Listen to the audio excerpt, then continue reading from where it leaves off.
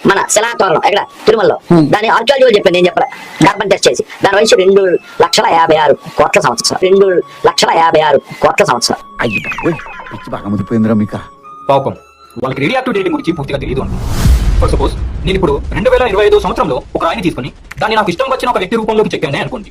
100 సంవత్సరాల తర్వాత నేను చెక్కిన ఆ విగ్రహం పైన శాస్త్రవేత్తలు ఎవరైనా డేటింగ్ చేసి చూస్తే దాన్ని నేను 2025 సంవత్సరంలో చెక్కినప్పటికీ డేటింగ్ లో మాత్రం ఆ విగ్రహం బిలియన్ల సంవత్సరాల క్రితం నాటిది అని రిజల్ట్ చూపెడతారు. ఎందుకంటే రేడియో యాక్టివ్ డేటింగ్ అనేది ఆ విగ్రహం ఏ రాయి నుంచి అయితే చెక్కబడిందో ఆ రాయి యొక్క భౌగోళిక మూలం యొక్క జియోలాజికల్ ఒరిజిన్ యొక్క కాలాన్ని రిజల్ట్ గా చూపెడుతుంది. అంతేగాని ఆ రాయిని రీసెంట్ గా నేను ఎప్పుడు చెక్కాను, రీసెంట్ గా నేను ఎప్పుడు ముట్టుకున్నాను, రీసెంట్ గా నేను ఎప్పుడు గోకాను అనే విషయాన్ని చూపెట్టదు. ఆ రేడియో యాక్టివ్ డేటింగ్ ప్రకారం ఆ విగ్రహం బిలియన్ల సంవత్సరాల క్రితం నాటిది అని రిజల్ట్ వచ్చింది కాబట్టి నేను మిలియన్ల సంవత్సరాల క్రితం నుంచే బతికి ఉన్నా, ఆ మిలియన్ల సంవత్సరాల క్రితం బతికి ఉండి ఆ విగ్రహాన్ని చెక్కాను.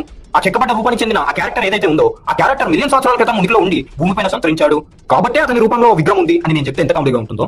అదే విధంగా కొంతమంది సనాతన ధర్మం అని చెప్పుకునే మతానికి చెందిన వాళ్ళు హిందూ దేవుళ్ళ విగ్రహాల డేటింగ్ రిజల్ట్లను చూపించి ఆ విగ్రహం మిలియన్ సంవత్సరాల క్రితం చెక్కబడింది, మిలియన్ సంవత్సరాల క్రితం నుంచి మా మతం ఉనికిలో ఉంది, ఆ విగ్రహంలో ఉన్న రూపానికి చెందిన ఆ క్యారెక్టర్ ఏదైతే ఉందో ఆ క్యారెక్టర్ మిలియన్ సంవత్సరాల క్రితం ఉనికిలో ఉండి భూమిపైన సంతరించాడు అని చెప్పినా కూడా అంతే కామెడీగా ఉంటుంది.